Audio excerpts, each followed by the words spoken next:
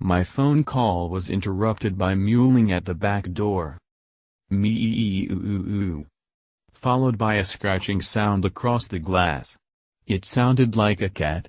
Hungry, angry, or both. "Look, Jim," I said, trying to ignore the sound. "You're going to do fine tomorrow. All you need to remember is that Michael started the fight, not you, okay? There were no security cameras, no witnesses. It's your word against his." Meow. "Look, I gotta go, alright? We'll talk tomorrow." I pocketed my cell phone and made my way to the back door. Damn it. Not one, but two, stray cats sat on my back porch, little more than silhouettes in the dying sunlight. I rolled the door open. "Hey! Scram!" I said, shooing them off. They stared up at me.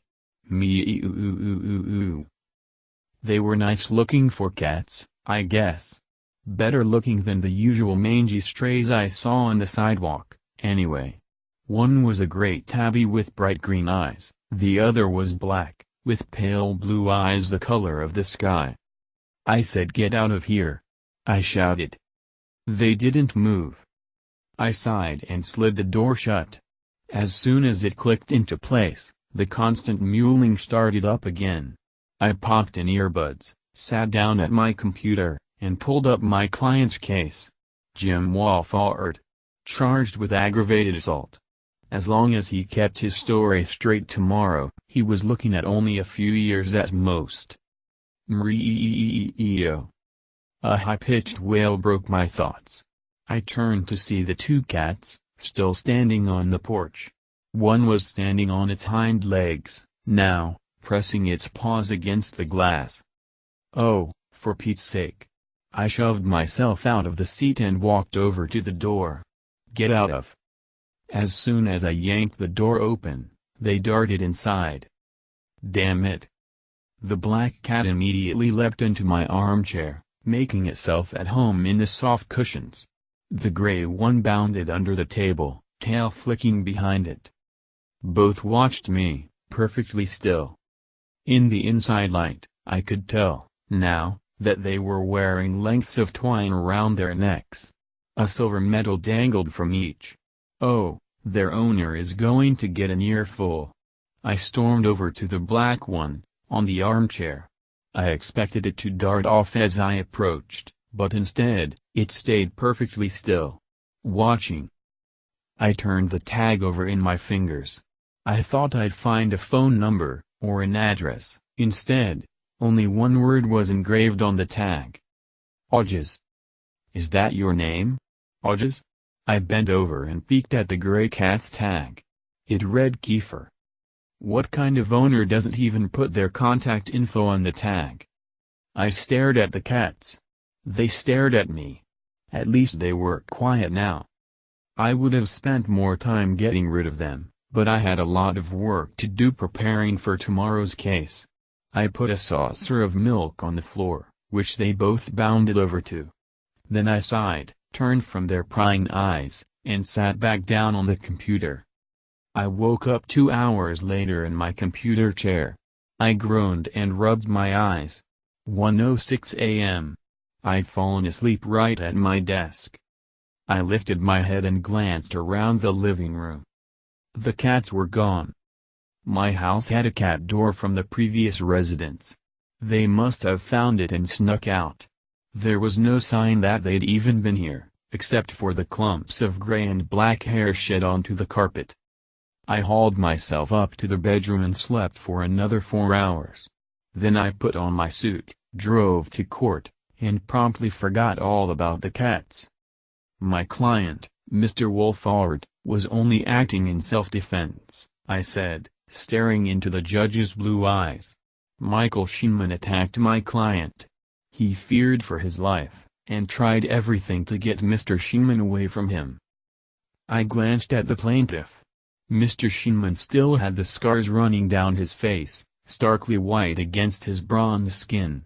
His attorney sat next to him, her face twisted with concern.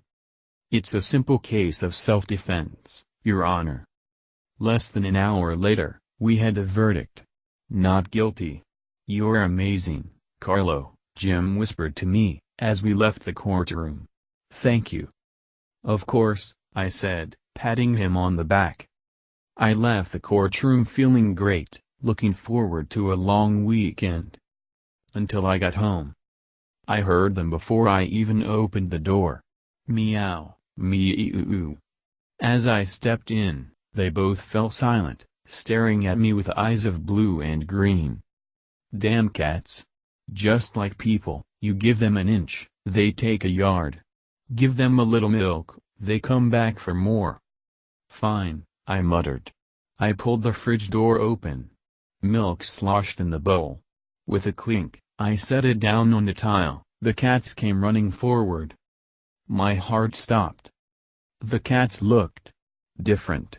Kiefer's snout was slightly scrunched and flattened, as if perpetually snarling. Aja's sky-blue eyes looked too large for its face. The pupils had thinned to vertical slits, despite the dim light. Something was off about their movements, too. As they leapt for the milk, they didn't do it with all the grace and elegance of a cat. It was more of a limping, off-tempo motion. Like a child just learning to walk. As their tongues hit the bowl, I jumped back. What was that smell? Not the musty smell of an animal. No. The smell of fresh-cut pine, as if they'd both spent their day rolling in pine needles. Or potpourri. A heavy dread settled in my chest. Then I decided to act. I pulled the bowl out from underneath their noses. "Get out!" I shouted. "Out!" They shrieked and mewed in protest. I pulled the door open and chased them out. Then I slid the door closed. Pulled the blind shut. Then I pushed the coffee table in front of the cat door. They wouldn't be coming here anymore. The next week went by without incident. I didn't see the cats. And thus, I slowly forgot about them. I had more important things to think about, like the Valentino case. It was the first high-profile case I'd ever been assigned. I couldn't screw it up. I met with Mrs. Valentino the evening before the trial. "He deserved it," she said, in her thick New Jersey accent. "In fact, he deserved worse. First, I should have cut off his.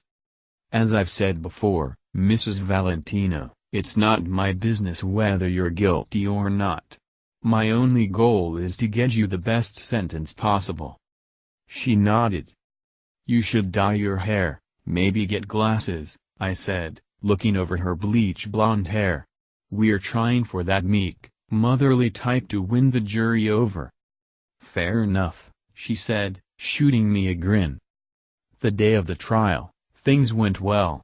The people of the jury were sympathetic to her story, at least, they appeared to be, from their nods and smiles. A few of the women even teared up as she took the stand, and sobbed out a fabricated story of how Mr. Valentino cheated on her on their anniversary.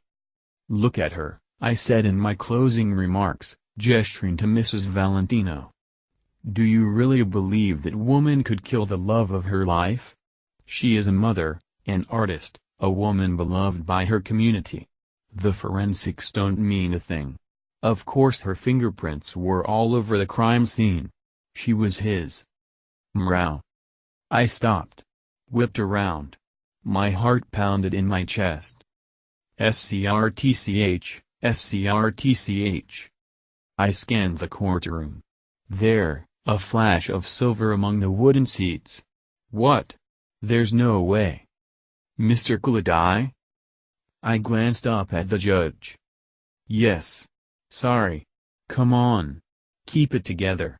I sighed, and continued, Your Honor, there simply isn't enough proof to convict this woman. She's a no. Mrow.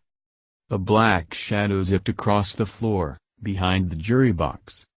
Your Honor, I. Mrow. I conclude my argument. I sat down. Sweat poured across my brow. The suit felt tight, hot, constricting. I quickly pulled off the jacket, procuring odd looks from the jury. I arrived home exhausted. The jury was in deliberation, and would be for days, most likely, but after my performance, I had little hope that Mrs. Valentino would end up a free woman. This was supposed to be your big break. Your high-profile case, to make you a household name, I told myself. What would Mom and Dad think? And Violina and Domenico, two Italian immigrants, who owned a tiny restaurant on Maple Avenue. They never thought I would get that far. And maybe, now, I never would. I walked up the sidewalk and opened the front door. The strong smell of pine hit me before I even stepped inside. The cats stood in the kitchen, waiting for me. Odges in the armchair, tail softly flicking behind it. Kiefer near the back door. They didn't look like cats anymore. They were horribly disfigured. Odge's eyes took up half its face. Its nose was elongated and pointed, like a shrew's. Kiefer's face crumpled in on itself. A mess of wrinkled fur that sagged and hung off the bones. Their legs were twice as long as they should have been, bending at unnatural angles when they stepped forward. And their eyes were no longer green and blue. They were pure black. I ran at them. "Get out!" I screamed. "Out! Out!" A chaotic chase ensued. They darted into the kitchen. I grabbed a skillet and waved it at them, hoping to appear a threat. They dashed past me, underneath my legs, into the foyer. Then they slipped out the cat door, mewing. How did they get in? I glanced at the overturned coffee table next to the front door. How did that happen? I grabbed a hammer and a box of nails. Thwack, thwack, I hammered the cat door shut. That would keep them out. For good. My sleep was plagued with nightmares. Of faceless, masked men breaking into my home. As they tied me down and cocked a gun against my head, the cats just watched. Tails flicking. Softly mewing. Their bottomless black eyes watching as the gun fired into my skull. I woke up in a cold sweat. Gray dawn shone through the window, and I pulled myself out of bed. When I finally got dressed and left the house, I found the only trace of them, a track of muddy footprints, leading away from the door. Those were misshapen, too. They looked more like talons than paws. I hurried to work. Took the elevator up to the top floor. Gorman and Jenkins, criminal defense. Nearly tripped on the way to my desk. "Carlo, are you alright? You look terrible." Mary Whittle walked over to me, her pretty face twisted with concern. "Yeah, I'm okay. Just stressed." "I believe it. That Valentino case. Phew. But it's worth it. You already got more media coverage than any other person here." Her eyes lit up. "Say, want to go out tonight? To celebrate? The decision's not out yet. I'm sure you crushed it. Meet me at 7, at the Cedar Grill?" Sure." I turned back to my computer. Smiling, for the first time in a while. 7 arrived quickly. Before I knew it, I was sitting at a table outside, watching the flames of the torch dance. At 7:05, she joined me. Red dress, heels, dark hair pulled back in a sleek bun. This was a date. I felt the stress slowly melt away. "So what are your big plans after the Valentino case? Maybe move to New York City, become some hotshot attorney?" she asked, taking a sip of wine. I shot her a smile. "I think I just might. I've already got some offers from firms up there. Paying double what Gorman and Jenkins does." "That's great." "Yeah, I'm starting to get sick of the firm, too. I'm on the Rivera case and it's a real doozy. So many pieces of confounding evidence and—" She stopped mid-sentence, her eyes fixed on a point above my shoulder. "Mary? Look." I slowly turned around. The cats. They stood on the street, peering around a parked SUV. Kiefer no longer had ears, instead, there were just holes on the side of its head.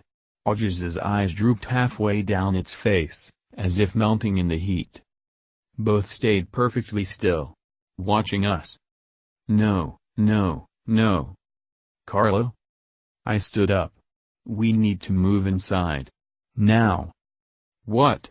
Why? They keep following me. I can't get rid of them. I don't know what they are, or why they're doing this to me. Carlo, she said. Her voice was soft and steady, as if speaking to a child. Are you afraid of cats? Those aren't cats, I said, with a scoff. They're monsters. They try to claw their way inside my house every night. They follow me and threaten me. And I turned around. Mary was picking up her purse, heading for the door. Wait. Where are you going? I'm leaving, she huffed. I can't believe I ever asked you out. With a swish of her red dress, she was gone. I was alone. I turned back around. The cats were closer, now. Much closer. They sat several feet from the dinner table, watching me, tails flicking back and forth.